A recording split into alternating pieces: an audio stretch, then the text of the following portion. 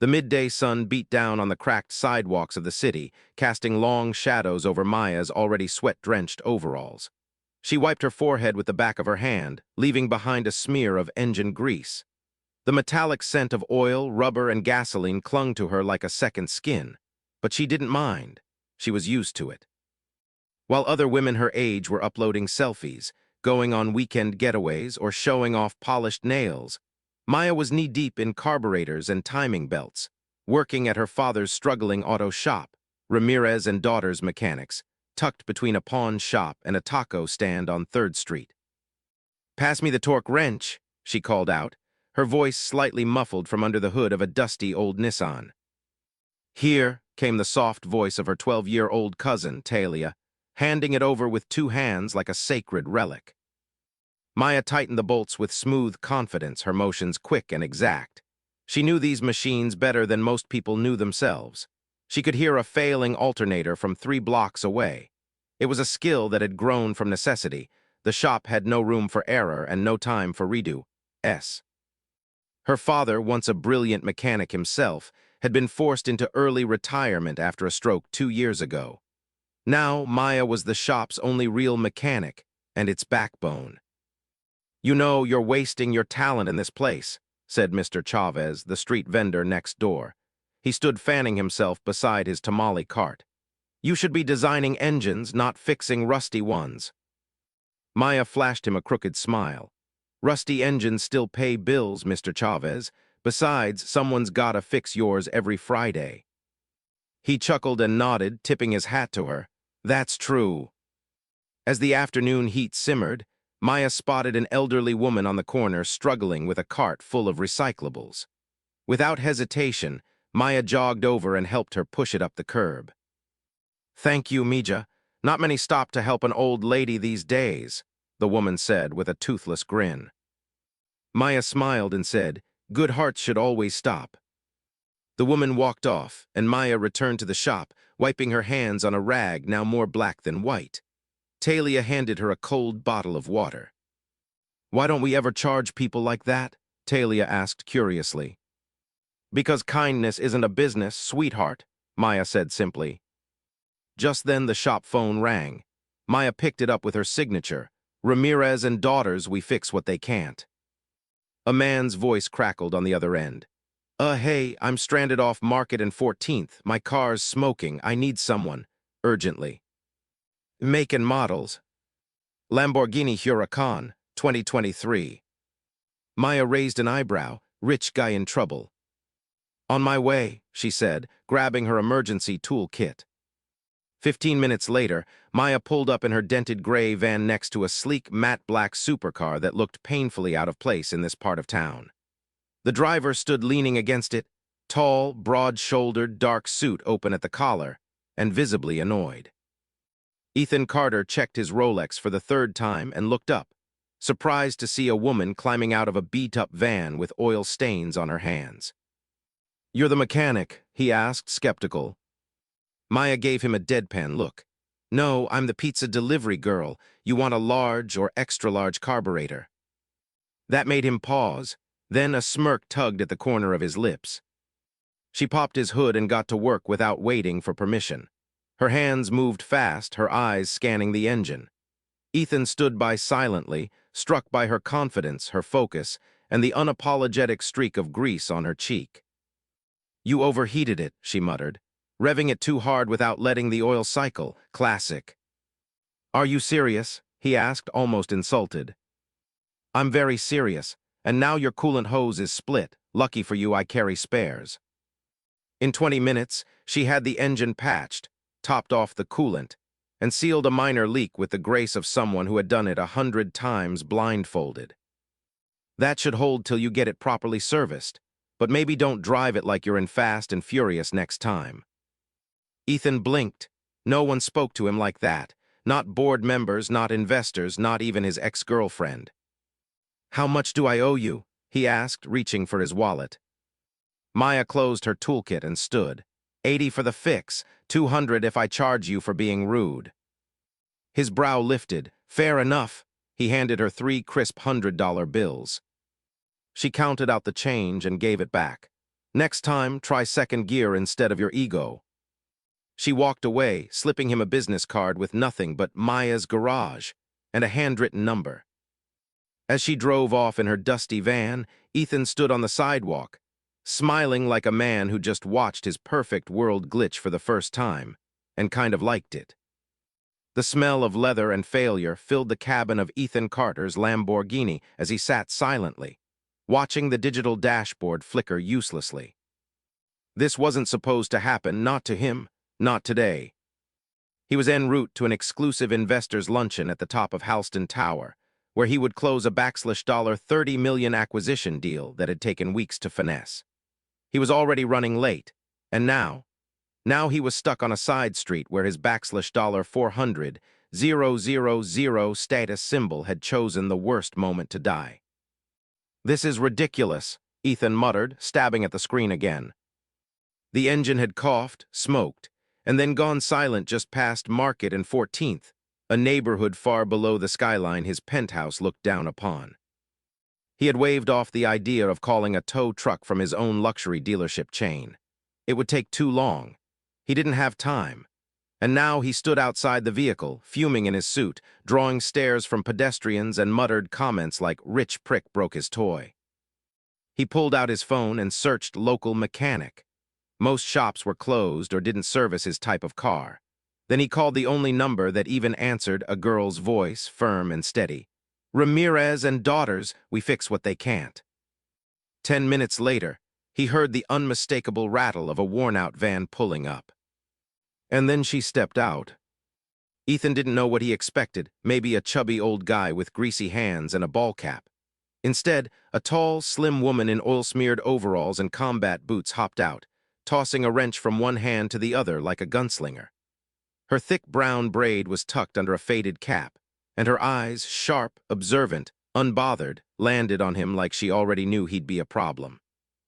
"You're the mechanic?" he asked, half in disbelief.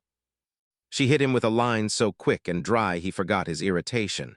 "No, I'm the pizza delivery girl. You want a large or extra-large carburetor." For a second, his ego bristled, but something about her made him pause. The casual confidence, the way she dropped to one knee at the car like it was second nature, the quiet focus, she was no amateur. Ethan stood beside her, awkward in his $1,000 shoes, while she dug through his supercar's engine like it was just another puzzle. "Overheated it," she muttered. "Revved it hard without letting the oil circulate. You throttle it like it owes you money." He blinked. "It's a Lamborghini." "It's still a machine, not a show pony." She looked up at him, one brow cocked. "Let me guess, this car's your personality." He almost laughed, almost. She finished the inspection and grabbed tools from her van without asking for help. She even had a compatible spare coolant hose. Ethan wouldn't have even known what that meant 5 minutes ago. He watched, arms crossed, as she sealed the connection and topped off fluids with swift precision. Her hands moved with grace and grit. There was no hesitation, no fear. When she finally stood, wiping her palms on a dirty rag, she looked at him like she was finishing a regular Tuesday job. "That'll hold. Get it serviced properly when you can, and maybe don't treat it like a racehorse next time." He opened his wallet and handed her more than enough. She glanced at the bills, peeled off what she needed, and returned the rest without counting. "I charge for the work, not your net worth." That stopped him. "Who are you?" he asked, not sarcastically, genuinely. "Maya," she replied, already packing her kit. She handed him a business card, a cheap one creased with a smudge of grease on the corner. It just said, "Maya's Garage. We fix what they can't." /A handwritten number. And just like that, she climbed back into her dented van and drove off. Ethan stood there, silent. The car roared to life perfectly. But something inside him, something buried and long forgotten, had just woken up. Ethan Carter had met presidents, CEOs, Hollywood actors, and Nobel Prize winners. None of them left him as distracted as the grease-smudged girl with the smart mouth and quiet hands who fixed his car in 20 minutes. Back in his penthouse suite, all glass, steel, and views of the glittering skyline, Ethan poured himself a glass of scotch and stared out at the horizon. He had closed the deal that day. The acquisition went through, his board cheered, and the investors toasted him like a king. And yet, his mind wasn't on victory or profits. It was on her. Maya. She hadn't just fixed his car, she had made him feel exposed. Small, curious, human. No one ever talked to him the way she did, like she didn't care who he was or what he owned. As if she saw past the suit, the car, the brand, and found nothing worth fearing. And that felt refreshing, strange, annoying, addictive. He picked up the bent business card she'd left behind. Her handwriting was messy but strong. No logo, no social handles, just the name, the number, and the grease print. It felt like something real, something from another world entirely.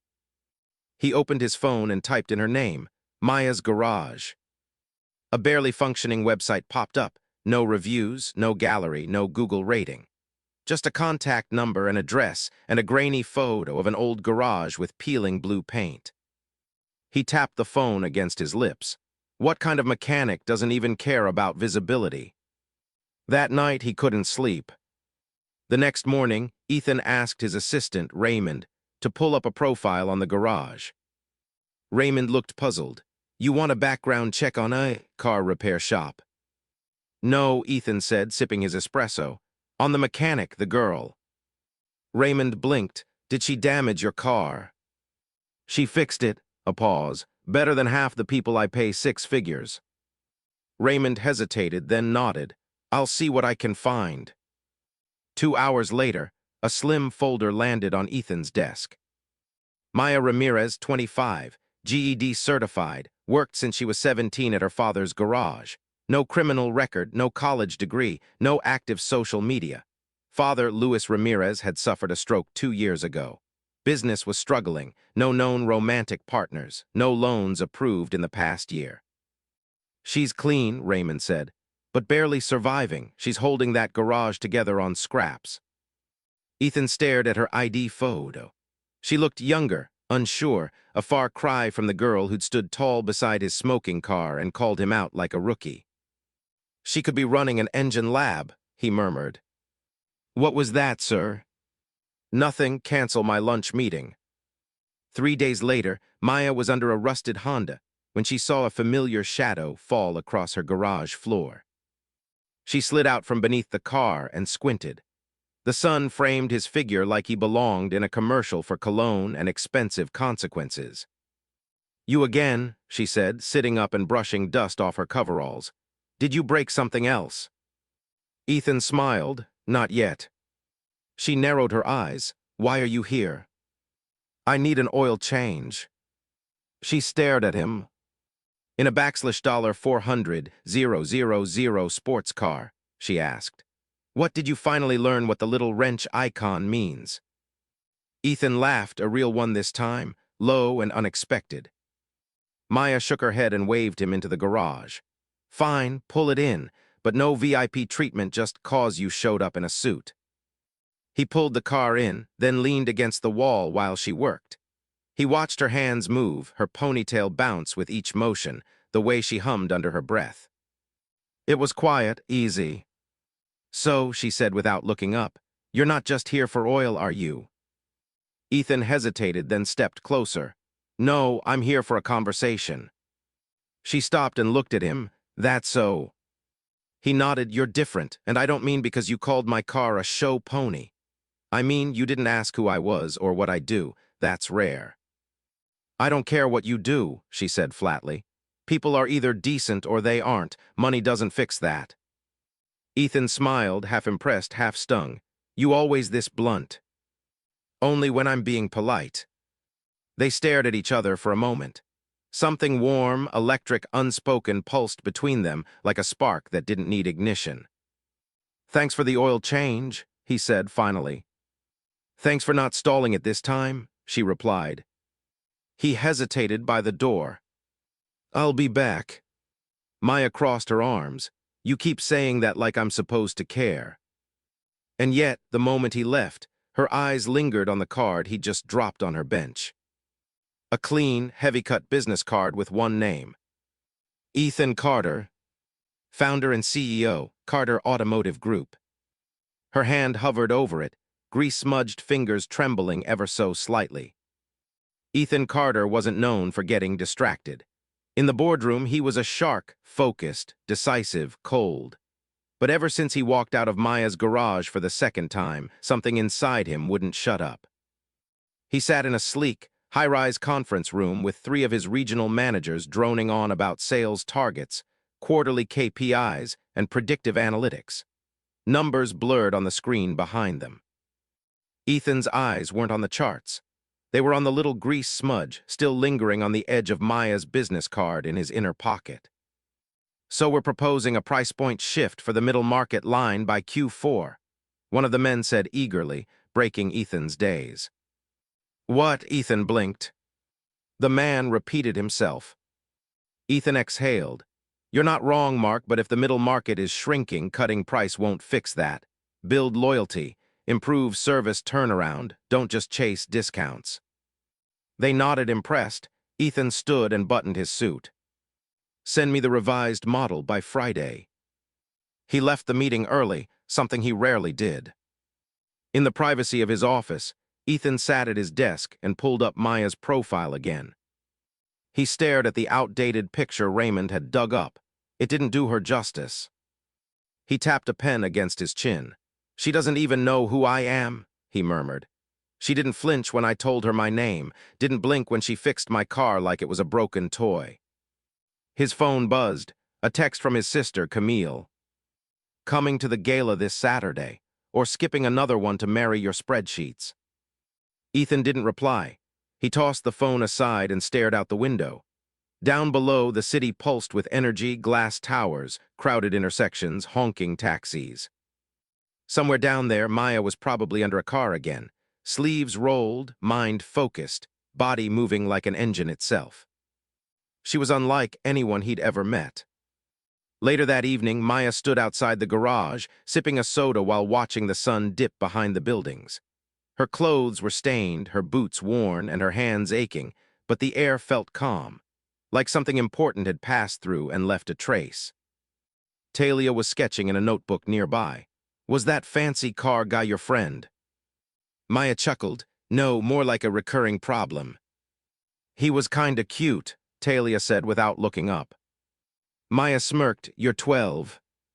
I'm observant." Maya rolled her eyes, but her smile lingered. She thought about the way Ethan had watched her work, the quiet interest in his voice, the absence of arrogance when he thanked her. He wasn't what she expected, and that bothered her more than she wanted to admit. The next day, a delivery van pulled up outside the shop. A man stepped out and wheeled over a giant crate addressed to Maya Ramirez. No sender listed. Maya opened it warily. Inside was a brand-new, top-of-the-line hydraulic lift system, the kind she could never afford. She stared at it in disbelief. "What the hell's?" Then she found a small white envelope tucked inside. "No strings, you deserve better tools." Maya's jaw tightened. She knew exactly who it was from. That night she called the number on his business card. It rang once, twice. "Carter," his voice answered. "Are you insane?" she snapped. He paused. "Maya, you don't just send people expensive equipment like you're Santa Claus."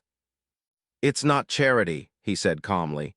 "It's an investment. I'm investing in someone who impressed me. I don't need saving." "I know, that's why I sent it." There was silence on the line. Then he added softly, "I can't stop thinking about you. Is that so crazy?" "Yes," she said too quickly. But her voice lacked heat. Ethan hesitated. "Then let me take you out, just a coffee, no suits, no show ponies." Maya looked at the greasy rag in her hand, then at the blinking light on the hydraulic lift. "No promises," she said and hung up.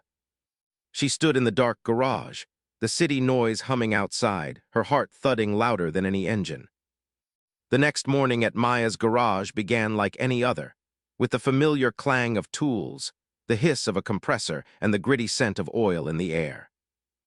Maya was underneath a dusty Ford pickup, replacing a cracked drive shaft, when the garage bell jingled, a rare sound lately. Talia rushed to the front. "Hey, Maya," she called out. "Customer S got a busted engine, says it's an emergency." "Tell him I'll be out in 5, Maya replied, her voice muffled from under the chassis. 5 minutes later, she walked out, wiping her hands on a rag, and paused. Standing near the entrance, dressed in faded jeans, a navy hoodie and a baseball cap pulled low, was Ethan Carter. But he looked different.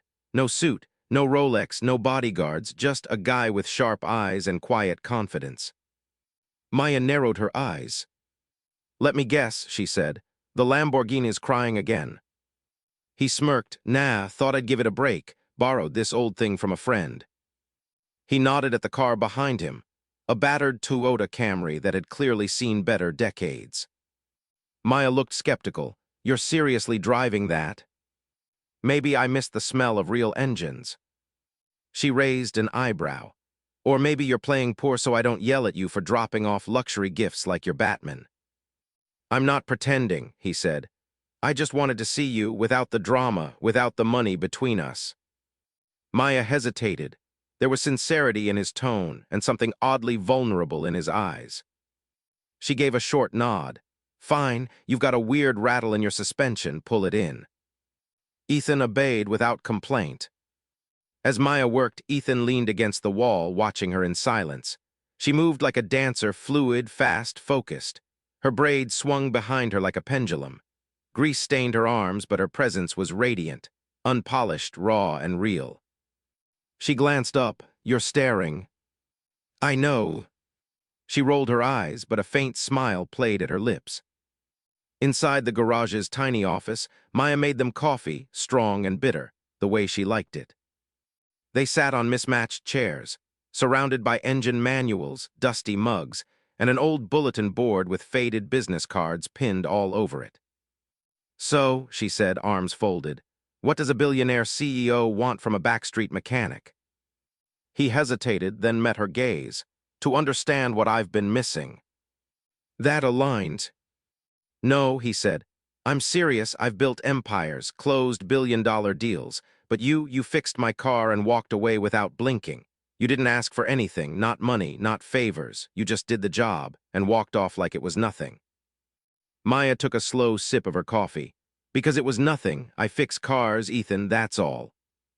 "Not to me," he said quietly. The room felt suddenly too still. Even the background hum of the shop seemed to fade. "You grew up rich?" she asked. He shook his head. "The opposite. Mom raised me alone, waitress nights, cleaned houses by day. I worked on engines with an old mechanic named Fred when I was 13. He taught me everything, saved up every penny to start my first dealership." "So what happened?" "I forgot where I came from. Somewhere between the jets and the press conferences, I stopped seeing people." He looked at her, eyes soft. "Until I saw you." Maya's throat tightened, but she masked it with sarcasm. "Well, that's great. A billionaire finds a conscience. That's my legacy now." "No," he said. "Your legacy is being the only person who ever made me question the life I built." They stared at each other in the dim light. Outside, the city kept moving, fast, loud, hungry. But inside that little garage, time stood still. Later, as Ethan prepared to leave, he paused beside her workbench. "You ever think about doing more?" he asked. "Expanding." She shrugged. "Can't expand what you can barely keep alive." He hesitated. "What if you had the support?" She narrowed her eyes. "You trying to invest in me?" "I'm offering you a partnership. No strings, no spotlight, just help to grow what you already built." Maya leaned on the bench, studying him. "You're dangerous, Carter. You show up here looking like a regular guy, talking like a dream, and offering lifelines like they're free." "They are," he said, "if you trust me." She looked down at her stained hands, then back at him. "I don't trust rich men." "Good," Ethan said, smiling. "Then don't trust me, just work with me." She laughed once, sharp and unsure. "I'll think about it," she said. "Fair enough." He started the Camry. and with a wave drove off, leaving behind only the faint smell of gasoline and possibility. Maya stood there a long time, the wind rustling her braid, her heart beating too loud in her chest. 3 days passed. Maya told herself she wasn't waiting for Ethan's call, but every time the garage phone rang or a sleek car drove by, her stomach twisted. She hated it. She wasn't that girl.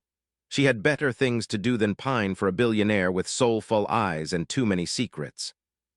She dove into work harder than usual, changing brake pads, overhauling a carburetor, even pulling an all-nighter fixing a delivery van for a local bakery. By the end of the 3rd day, her knuckles were scabbed, her back sore, and her pride almost intact. Until Talia burst into the office holding a thick white envelope. "Maya, you have to see this. I swear, if this is another wedding invite from your cousin." "It's not." Talia placed the envelope on Maya's desk. It was hand-delivered, smells like expensive cologne and rich people problems. Maya raised an eyebrow and opened it. Inside was a cream-colored card, thick as cardboard. Embossed in gold were the words, "You are cordially invited to the 10th Annual Carter Foundation Gala. Saturday, 8 p.m., the Grand Regency Hotel Ballroom. Formal attire required. Ethan Carter." Maya blinked. "No way." Talia was already squealing. "Girl, he invited you to the Carter Gala? That's like Billionaire Met Gala." "I'm not going." "What, are you kidding me? You've got to go, this is huge, the press will be there, the fashion, the food." "I don't own anything formal," Maya muttered, tossing the card onto her desk. "And I'm not a show pony, he can flash his money somewhere else." But even as she said it, her fingers brushed the card again. She thought of Ethan standing in her garage, dressed down, vulnerable, saying he wanted to work with her. Not own her, not fix her. Just work with her. That evening, Maya sat on the tiny cot in the back of the garage, the invitation in her hands. She remembered her mother's voice, long gone now. "Never say no to an open door. You never know what's on the other side." She hadn't let herself dream in years. And yet, the Grand Regency gleamed like a palace, all glass, marble, and golden chandeliers. The valet attendants wore tuxedos. Cameras flashed outside as luxury cars rolled up one after the other. And into this parade of perfection stepped Maya. Her dress wasn't designer, but it was something special, a sleek midnight blue gown she'd found in a dusty thrift shop downtown. She'd taken it home, washed it, fixed the torn hem, and added a silver belt from her mom's old box. Her hair, usually braided and tucked away, now flowed in soft curls. Talia had done her makeup simple, radiant. Maya looked stunning. Not like someone trying to be someone else, but like herself, just elevated. The moment she entered the ballroom, heads turned. Some admired, others whispered. A few, clearly recognizing she didn't belong, simply sneered. She ignored them. Ethan spotted her before she saw him. He was in the center of the room, talking to executives, shaking hands, playing the part of the host. But the second she walked in, he froze. Maya caught his gaze and his stunned smile. He made his way to her immediately. "You came," he said, breathless. "I almost didn't," she replied. "I don't like crowds or sequins." "You don't need any of that. You shine without it." Maya rolled her eyes, but her cheeks flushed. People were watching. Whispers followed them like shadows. A few women shot daggers with their eyes. One older man murmured something to his wife, who stared at Maya with a wrinkled nose. "You didn't tell them who I was, did you?" she asked. Ethan shook his head. "No, you're here as my guest, that's all that matters." "You sure about that?" She nodded toward a group of board members glancing her way, clearly unimpressed. Ethan stepped closer, lowering his voice. "Let them wonder. You don't owe anyone anything, least of all them." Before she could respond, a photographer came by. "Mr. Carter, a photo." Ethan looked at Maya. "You okay with that?" She hesitated, then nodded once. He placed a respectful hand at the small of her back, and they posed together. The flash popped. In that instant, Maya thought, this is insane. a mechanic in a thrift store dress, standing beside one of the most powerful men in the country. And yet it felt strangely natural. Later that night, they stepped onto a terrace overlooking the city skyline. Maya leaned on the railing, the wind brushing her face. "I still don't understand why I'm here," she said softly. "Because this," Ethan said, standing beside her, "isn't about glitz. It's about reminding myself of what matters. You remind me." She turned to him. "You're dangerous, Ethan. You make a girl think she matters." "You do matters." A long silence. He reached for her hand, slowly, giving her time to pull away. She didn't. The next morning, Maya's phone buzzed nonstop. She groaned, rolling over in bed, expecting it to be Talia sending gossip memes again. But it was. Instead, it was link after link, screenshot after screenshot, her name, her face all over the internet. Mystery woman appears on Ethan Carter's arm at charity gala. Who is the mechanic turned muse, shaking up high society? Billionaire bachelor off the market. Guest stunned as auto shop girl turns heads in vintage gown. Cinderella at the Carter ball. She fixed his car and maybe his heart. Maya sat bolt upright, her breath catching. Mechanic turned muse, auto shop girl, what was happening? She tapped one article. Sources say the woman, identified as Maya Brooks, owns a small garage downtown. No prior record of society appearances. No family lineage. No pedigree. The Carters refused to comment, but judging by the way Ethan Carter was looking at her, the relationship seems personal. Her stomach twisted. Not one word about her business, her skills, her story, just the usual condescension, the implied narrative that a poor woman must have lucked into this. Then came the comments section. Gold digger alert. He's slumming it for fun. This has PR stunt written all over it. She looks like she just stepped out of a thrift store. Oh wait, she probably did. I give it 2 weeks, he'll get bored.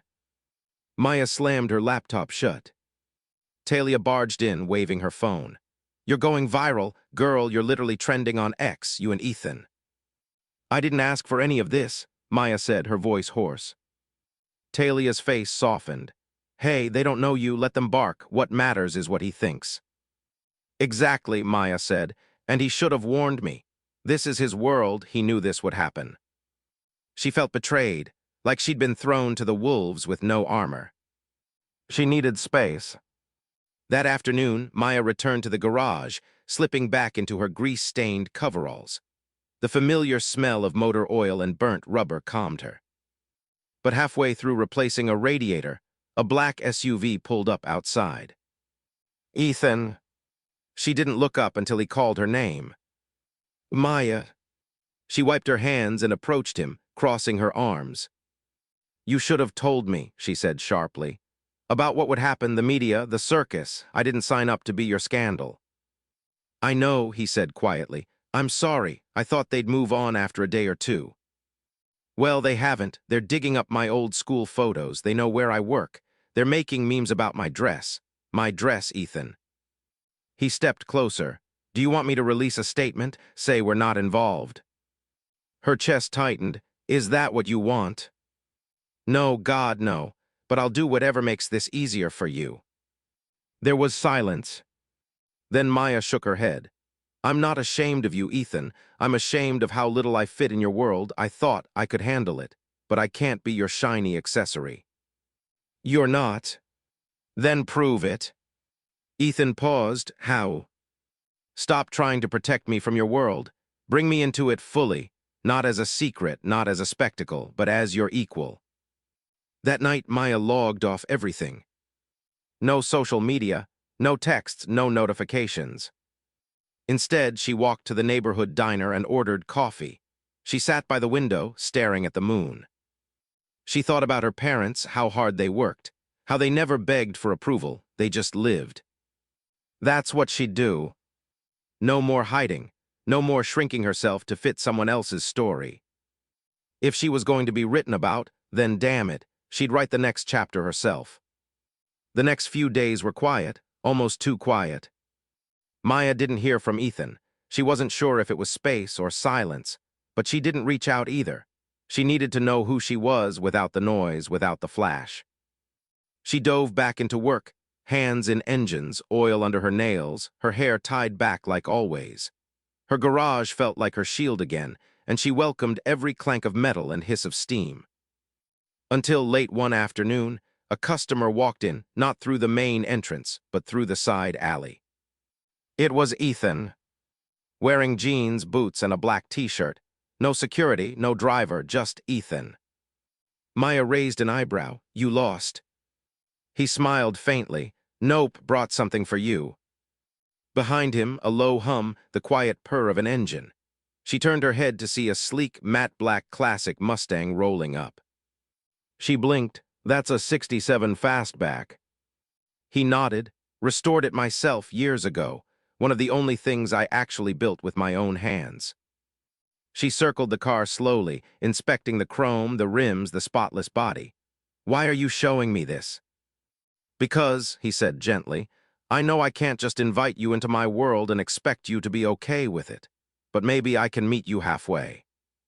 She looked at him, confused. "I'm not asking you to give up your life for mine. I'm asking if we can build something together in the middle. A place where I'm not Ethan Carter, CEO, and you're not the mechanic from nowhere." Her voice was quiet. "What does that look like?" He tossed her the keys. "You tell me." She caught them without flinching. Ethan walked to the passenger side and opened the door for her. "Take me for a spin." Maya climbed into the driver's seat, sliding behind the wheel with a grin. "You sure you trust me behind the wheel of your baby?" "I've trusted you with worse, like my reputation." She snorted. That thing was already totaled. They drove. Out of the city, past the traffic. Into the hills where the road opened up into long, winding curves. The wind tangled her braid. The sun was setting in soft amber streaks. Ethan glanced at her, at the girl who once wiped grease from her forehead with the back of her hand and dared to fix a billionaire's car on the street without flinching. "You look happy," he said softly. She turned to him briefly. "I'm not used to this, being seen, respected." "I saw you the moment you grabbed that wrench." "You saw a story," she said honestly. "I was just a surprise to you." "Maybe, but the more I learn, the more I want to rewrite my own." They stopped at a scenic lookout, overlooking the city lights below. Maya stepped out of the car, arms crossed against the breeze. Ethan joined her, slipping his coat over her shoulders. "You once told me your mother taught you to fix things," he said. "Did she ever tell you how to fix yourself?" Maya stared out at the city. "She said you don't fix yourself, you build yourself piece by piece, day by day, same way you fix a car, one part at a time." Ethan nodded slowly. "Then let's build something, Maya." She turned to him, unsure if she was dreaming or just waking up. He held out his hand. Not as a billionaire. Not as a savior. But as a man who saw her worth, not in spite of her grease-stained fingers, but because of them. She took his hand and smiled. 3 months later, the garage looked different. New paint, better lighting, a proper office in the back, a sign outside that read, "Carter and Cruz Automotive, where grit meets precision." Maya stood beside the sign with a wrench in one hand and a clipboard in the other, shouting orders to the new staff. She still wore her boots and her ponytail like a crown. But now she had a team. She had a vision. And she had him. Ethan Carter in the middle of it all, sleeves rolled up, grease on his hands, helping a teenage apprentice adjust a carburetor. He'd stepped down as CEO, shocking the world. Headlines splashed everywhere. Billionaire walks away from empire, finds home in a garage. It wasn't about drama. It was about purpose.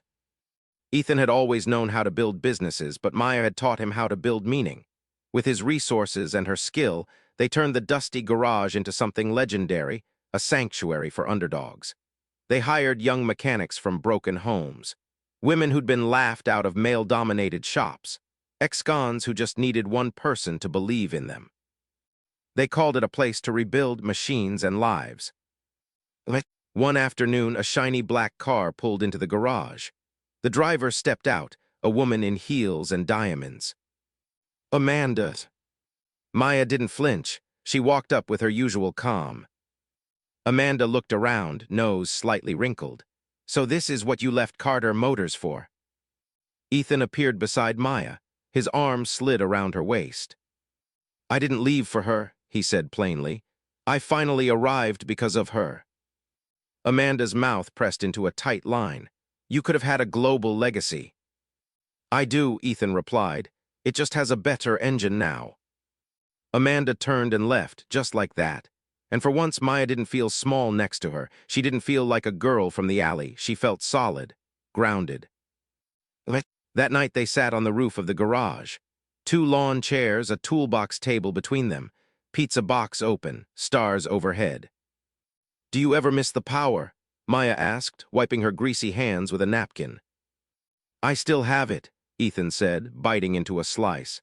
It just looks better on us than it ever did on a penthouse floor. She looked at him, smiling softly. You're not scared of failing, of being forgotten. He leaned back. No, I'm more afraid of never really living. A pause. Then he pulled something from his pocket. Not a diamond ring, no spotlight, no cameras. Just a small silver key, shaped like a wrench. I had this made, he said. It doesn't open a mansion or a vault. It opens a little cottage down the coast, with a workshop, a big garden, and space for us to just be. Maya took the key, holding it like it was the most precious thing in the world. I didn't fix you, she whispered. No, he said, his voice low. You reminded me I didn't need fixing. I just needed to feel again. She leaned over and kissed him, soft, simple, sure. The garage lights flickered behind them. Engines idled. And 2 hearts once out of sync now roared in perfect rhythm.